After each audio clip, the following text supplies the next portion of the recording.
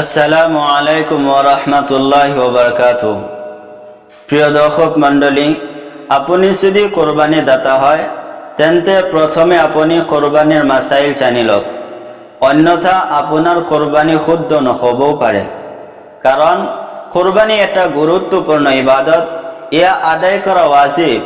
সামৰ্থ্য থকা সত্ত্বেও যি ব্যক্তিয়ে এই ইবাদত পালন নকৰে সেই ব্যক্তি সম্পর্কে হাদিস শরীফত আল্লাহর নবী সাল্লাল্লাহু আলাইহি ওয়াসাল্লামে ইরশাদ ফরমাইছে যে যার কুরবানি করার সামর্থ্য আছে কিন্তু কুরবানি নকৰে তেওঁ যেন আমাৰ ঈদগাহত নাহে। কুৰবানি আদায় কৰিবলৈ হলে কিছু মাসাইলৰ প্ৰয়োজন হয়। তাৰে কেইটামান মাসাইল আজি আপোনালোকৰ সন্মুখত লৈ আহিছো।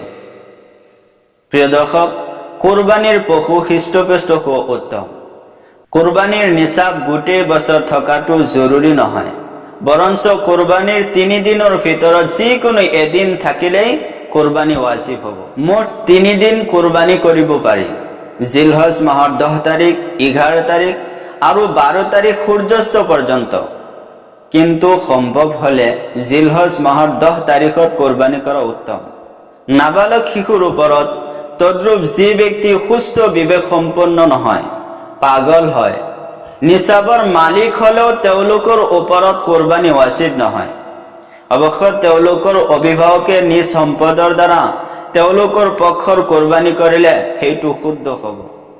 যি ব্যক্তি কোৰবানিৰ দিনবোৰত মুসাফিৰ থাকিব, অৰ্থাৎ 48 মাইল বা প্ৰায় 78 কিলোমিটাৰ দূৰত যোৱাৰ নিয়ত কৰি নিজ মহল্লা ত্যাগ কৰিছে, তেওঁৰ ওপৰত কোৰবানি ওয়াজিব নহয়।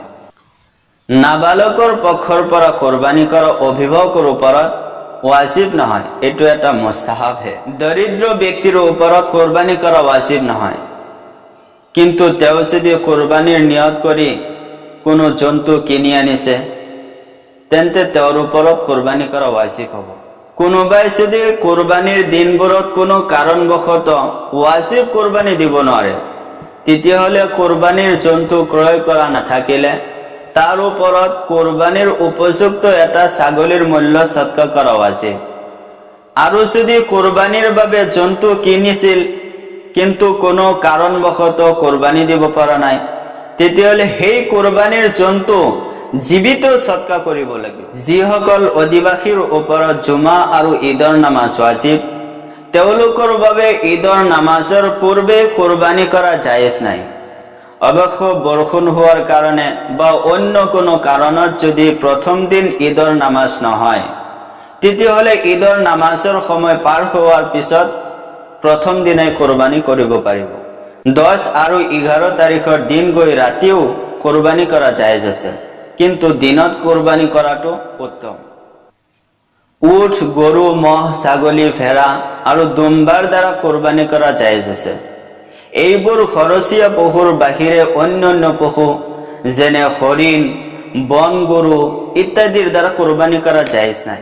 যিবোৰ জন্তু কোৰবানি কৰা জায়েজ সেইবোৰ মতা হওক বা মাইকী হওক দুয়োটাই কোৰবানি কৰিব পাৰিব। কোৰবানিৰ পশুৰ ভিতৰত কোৰবানি শুদ্ধ হ'বলৈ চৰ্ত হ'ল উট কমেও 5 বছৰ হ'ব লাগিব, গৰু আৰু মহ কমেও 2 বছৰ হ'ব লাগিব, ছাগলী, ভেড়া আৰু দুম্বা কমেও 1 বছৰ হ'ব লাগিব। কিন্তু ভেড়া আৰু দুম্বা যদি 1 বছৰৰ অলপ কম হয় কিন্তু এনেকুৱা স্বাস্থ্যৱান আৰু শকত হয়, দেখাত 1 বছৰৰ হোৱাৰ দৰে লাগে, তেতিয়াহ'লে সেই পশুৰে কোৰবানি কৰাটো জায়েজ আছে। অৱশ্য এই ক্ষেত্ৰত কমেও 6 মাহ বয়সৰ হ'ব লাগিব। কিন্তু মনত ৰাখিব, ছাগলী 1 বছৰৰ কম হলে কিন্তু কোৰবানি দিব পৰা নাযাব। এটা ছাগলী, ভেড়া বা দুম্বাৰ দ্বাৰা কেৱল এজনেই কোৰবানি দিব পাৰিব।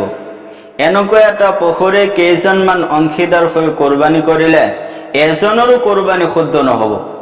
উট, গৰু আৰু মহত সৰ্বোচ্চ 7 জনে অংশীদাৰ হ'ব পাৰিব।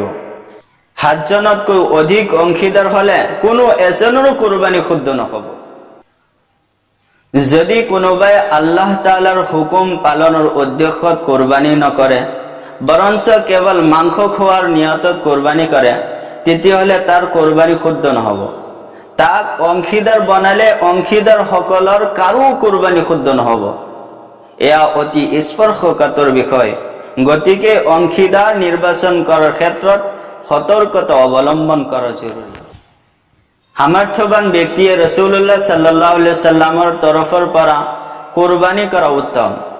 এয়া বহুত সৌভাগ্যৰ বিষয়। নবী কৰীম সাল্লাল্লাহু আলাইহি সাল্লামে হযৰত আলী ৰাদিয়াল্লাহু তাআলা আনহুক তেখেতৰ তৰফৰ পৰা কুৰবানী কৰাৰ ওসিয়ত কৰিছিল। হেহে হযৰত আলী ৰাদিয়াল্লাহু তাআলা আনহুৱে প্ৰতি বছৰ নবী কৰীম সাল্লাল্লাহু আলাইহি সাল্লামৰ তৰফৰ পৰা কুৰবানী দিছিল। কুৰবানীৰ গৰু, মহ আৰু উটত আকিকাৰ নিয়তত অংশীদাৰ হ'ব পাৰিব। এই ক্ষেত্ৰত কুৰবানী আৰু আকিকা দুয়োটাই শুদ্ধ হ'ব। খুৰা গৰু যি 3 ঠেঙেৰে চলে, এক ঠেং মাটিত ৰাখিবই নোৱাৰে বা ভৰ দিব নোৱাৰে, এনে পশুৰ দ্বাৰা কুৰবানী কৰা জায়েজ নাই। ক্ষীণ, অতিশয় দুৰ্বল, যি জবে কৰা ঠাই পৰ্যন্ত যাব নোৱাৰে, এনে পশুৰ দ্বাৰাও কুৰবানী জায়েজ নাই। দাঁত একেবাৰেই নাই বা ইমান বেছি সৰি পৰিছে যে খাদ্য চুবাই খাব নোৱাৰে, এনে পশুৰ দ্বাৰাও কুৰবানী কৰা জায়েজ নাই। যি পশুৰ নেজ বা কাণ আধা বা তাতোকৈ অধিক কটা আছে, সেয়া কুৰবানী কৰা জায়েজ নাই। আধাতকৈ কম কটা থাকিলে, অৰ্থাৎ যিখিনি বাকী আছে সেই অংশখিনি যদি আধাতকৈ বেছি হয়, তেন্তে কুৰবানী কৰা জায়েজ আছে। দুয়োটা চকু অন্ধ বা এটা চকু সম্পূৰ্ণ নষ্ট হৈ গৈছে, এনে পশুৰ কুৰবানী জায়েজ নহয়। অংশীদাৰী কুৰবানীত মাংস ভাগ বিতৰণ কৰোঁতে কম বেছি কৰিব নোৱাৰিব, অনুমান কৰি বণ্টন কৰিব নোৱাৰিব, দগা পাল্লাৰে জুখি বণ্টন কৰিব লাগিব। কুৰবানীৰ পশু নিজে জবেহ কৰা উত্তম। নিজে নোৱাৰিলে আনৰ হতুৱাই জবেহ কৰাব পাৰিব।